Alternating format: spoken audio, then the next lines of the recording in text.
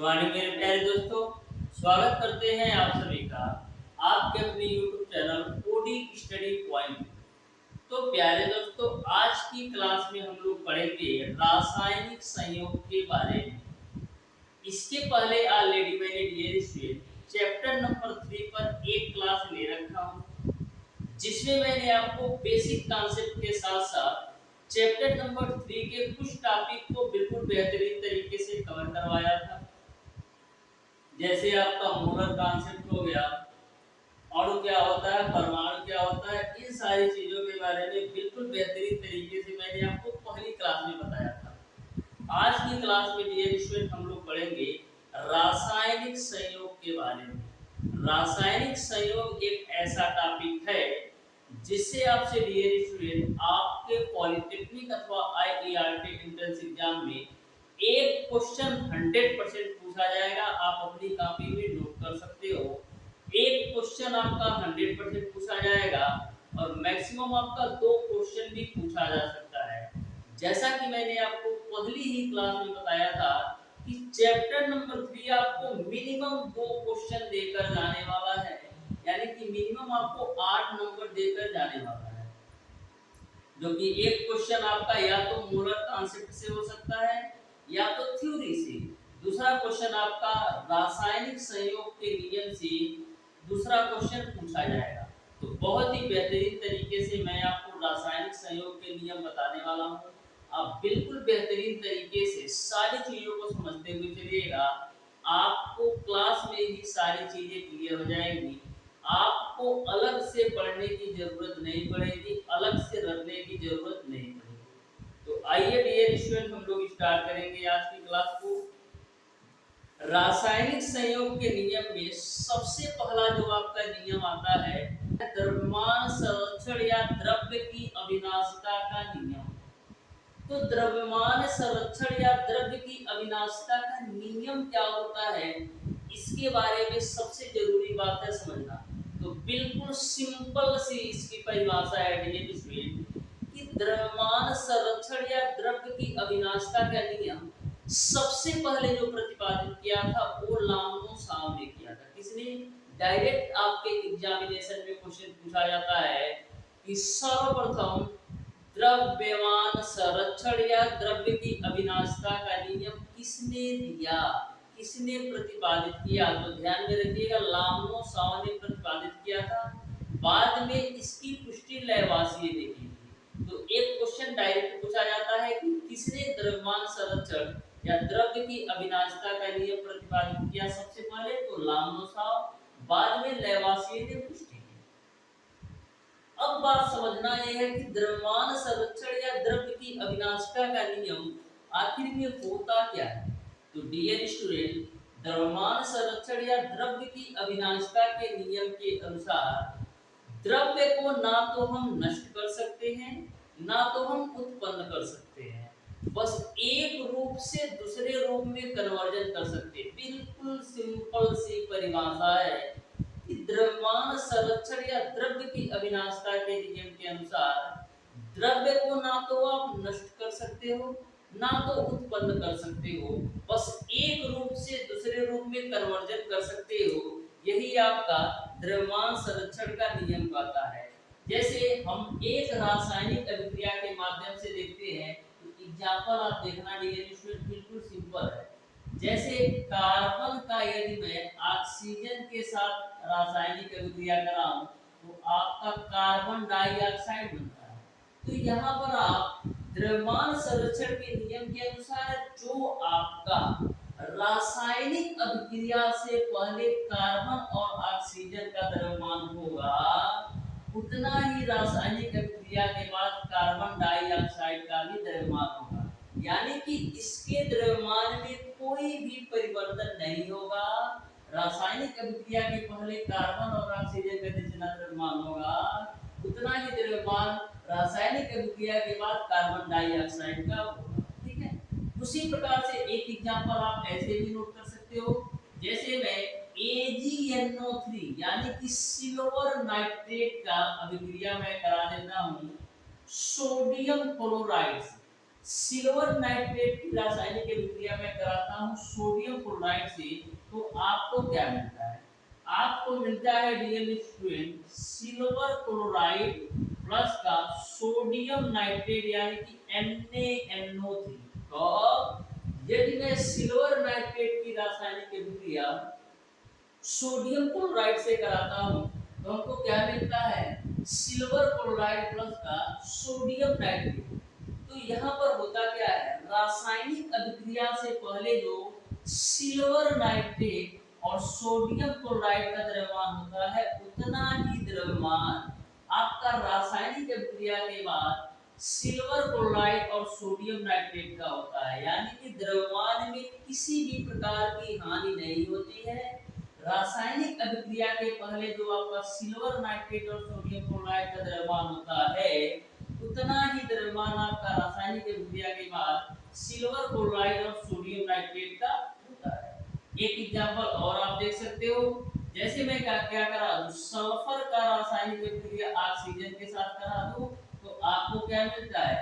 आपको मिलता है SO2। तो यहाँ पर भी आपका रासायनिक अभिक्रिया से पहले जो सल्फर और ऑक्सीजन का द्रव्यमान होगा उतना ही द्रव्यमान रासायनिक अभिक्रिया के बाद सल्फर डाइऑक्साइड का होगा।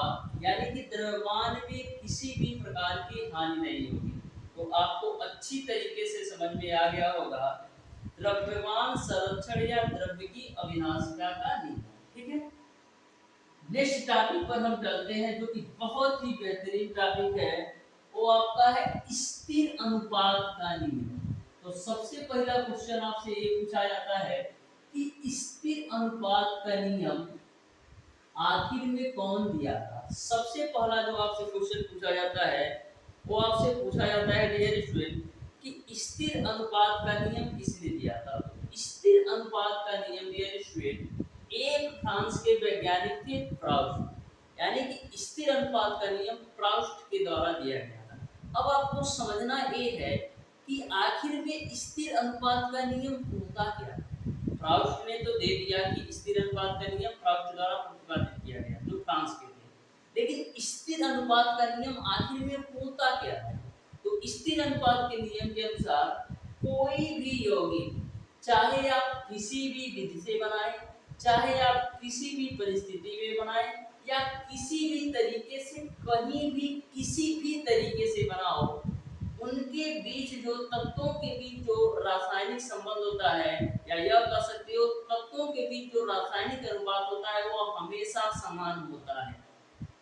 चाहे आप कोई भी यौगिक किसी भी परिस्थिति में बनाओ, किसी भी तरीके से बनाओ या किसी भी हाल में बनाओ, उनके तत्वों के बीच जो अनुपात होता है हमेशा फिक्स होता है, हमेशा समान होता है।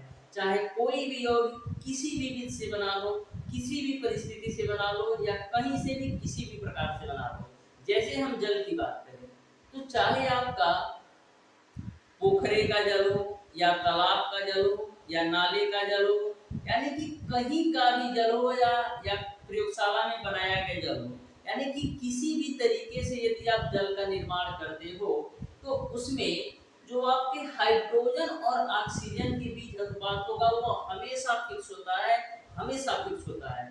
बस यही आपका स्थिर अनुपात का नियम है कि स्थिर अनुपात के नियम के अनुसार कोई भी यौगिक को आप चाहे किसी भी विधि से, चाहे किसी भी परिस्थिति में, चाहे किसी भी प्रकार से बनाओगे, उनके तत्वों के बीच हमेशा एक निश्चित ही अनुपात होता है।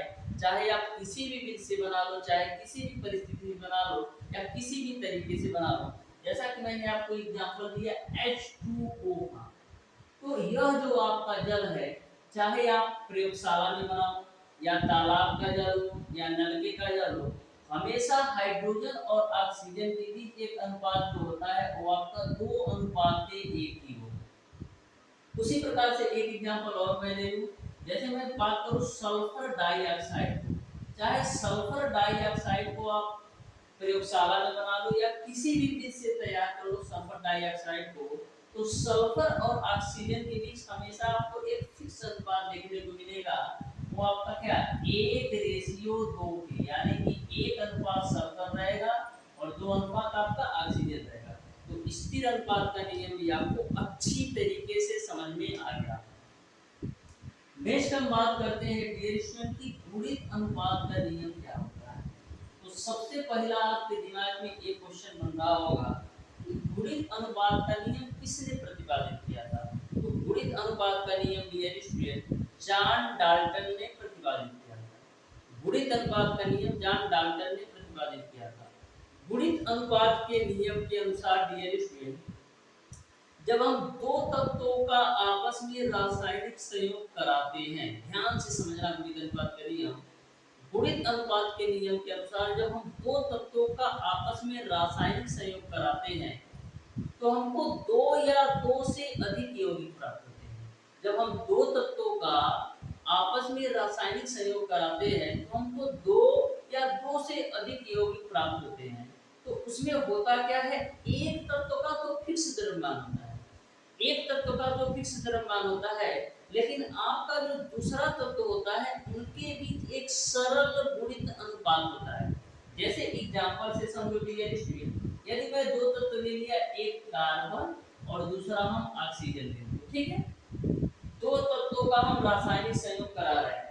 तो जब हम कार्बन और ऑक्सीजन का रासायनिक संयोग कराएंगे तो हमको मिलेगा कार्बन मोनोऑक्साइड। लेकिन वहीं पर यदि हम कार्बन और O2 का रासायनिक अभिक्रिया कराएंगे तो उनको मिलेगा कार्बन डाइऑक्साइड। लेकिन वहीं पर यदि मैं कार्बन और O3 का रासायनिक अभिक्रिया कराएं तो हमको मिलेगा कार्बन ट्राइऑक्साइड। तो इस तरीके से मैंने क्या बोला कि जब हम दो तत्वों की रासायनिक अभिक्रिया कराते हैं तो हमको दो या दो से अधिक यौगिक प्राप्त होते हैं। तो जैसे मैंने कार्बन और ऑक्सीजन दो तत्व लिया, तो जब मैंने कार्बन और केवल ऑक्सीजन लिया तो कार्बन मोनोऑक्साइड बना, जब मैं कार्बन और O2 को लिया तो कार्बन डाइऑक्साइड बना, और जब मैं कार्बन और O3 को लिया तो कार्बन टेट्रा ऑक्साइड बना। यानी कि दो तत्वों के माध्यम से मैंने अलग अलग तीन यौगिक प्राप्त कर दिए। यहाँ तक आपको क्लियर है। अब एक तत्व का आप देख रहे होंगे कि द्रव्यमान जो है समान है, यानी कि कार्बन का द्रव्यमान सारे जगह समान है, तीनों यौगिकों में कार्बन का जो द्रव्यमान है वो आपस समान है। लेकिन जो आपका ऑक्सीजन है एक सरल गुणित अनुपात में है। ऑक्सीजन का भार कितना होता है, 16, तो O2 का कितना भार होगा, 32, O3 का कितना भार होगा आपका 39। तो यहाँ से आप 16 कम 16, 16 दूना 32 और 16 तीन 48। तो आप देख पा रहे हो कि एक सरल गुणित अनुपात में है, यानी 1 अनुपात 2 अनुपात 3, या मान लो 16 अनुपात 32 अनुपात 48, यानी एक सरल गुणित अनुपात आपको देखने को मिल रहा है। एक सरल गुणित अनुपात आपको देखने को मिल रहा है। तो यही आपका गुणित अनुपात का नियम होता है कि हम दो तत्वों का आपस में रासायनिक क्रिया कराते हैं तो हमको क्या दो या दो से अधिक यौगिक प्राप्त होता है। उसमें एक तत्व यानी कार्बन का जो निश्चित द्रव्यमान होता है, लेकिन जो आपका दूसरा तत्व होता है उनके बीच एक सरल गुणित अनुपात होता है, जैसा कि मैंने आपको दिखाया। तो यह आपका गुणित अनुपात का नियम होता है। एक एग्जांपल और आप बिल्कुल ध्यान से समझना डियर स्टूडेंट, बिल्कुल ध्यान से समझो। जैसे मैं क्या करता हूँ, डियर स्टूडेंट,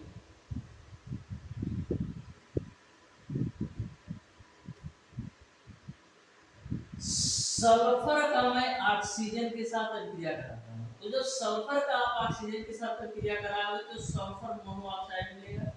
लेकिन जब इसी सल्फर का O2 के साथ अभिक्रिया कराओगे तो सल्फर डाइऑक्साइड मिलेगा, ठीक है।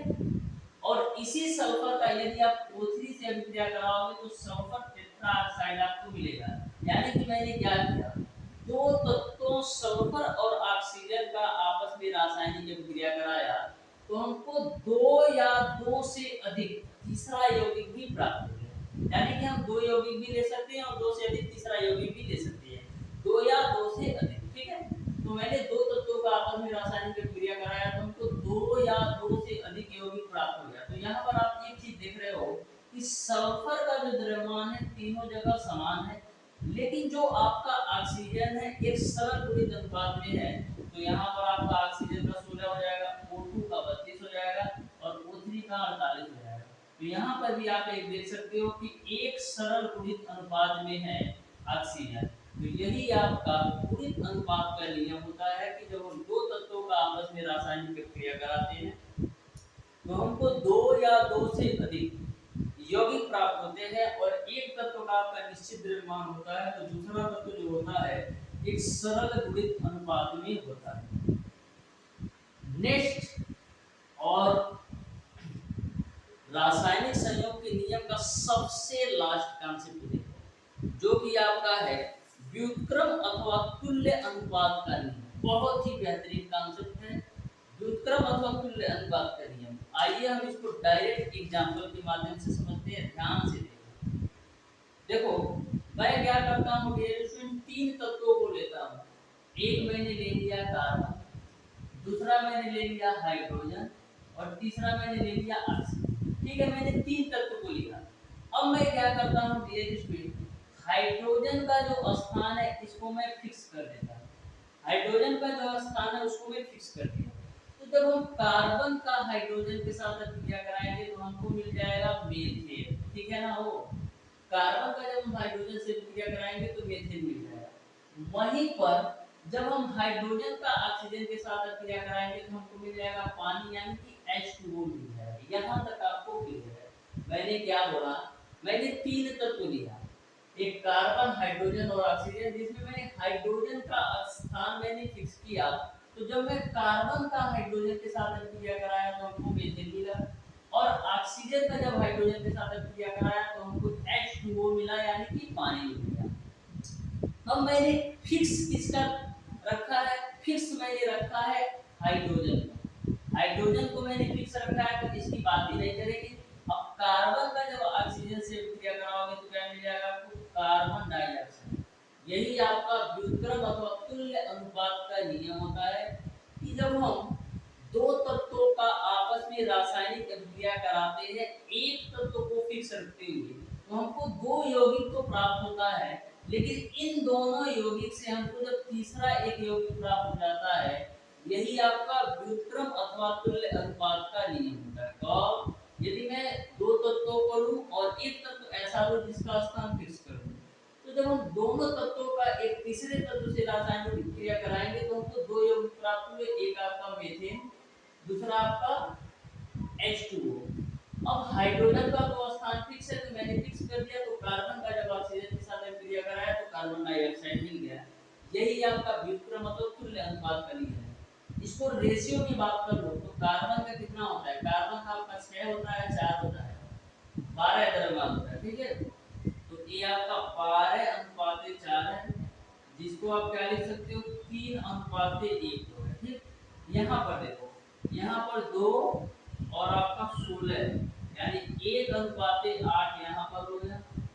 तो यहाँ पर इसका क्या मिल जाएगा, यहाँ पर इसका आपको मिल जाएगा कार्बन का 12 और इसका आपका 32। तो इसको कैलकुलेट करोगे तो 3:8 मिल जाएगा। सिंपल सा वही कॉन्सेप्ट है, एक का फिक्स है, एक यहाँ पर भी है, एक यहाँ पर भी है, इसको आप इग्नोर कर दो तो 3:8 आपका प्राप्त होगा। ठीक है, तो यही कॉन्सेप्ट आपको ध्यान में रखना है कि दो यौगिक से आपको एक तीसरा यौगिक बनता है, यही आपका व्युत्क्रम अथवा तुल्य अनुपात का नियम होता है। ठीक है, तो यहाँ तक आपको सारी बातें अच्छी तरीके से समझ में आ गई होगी।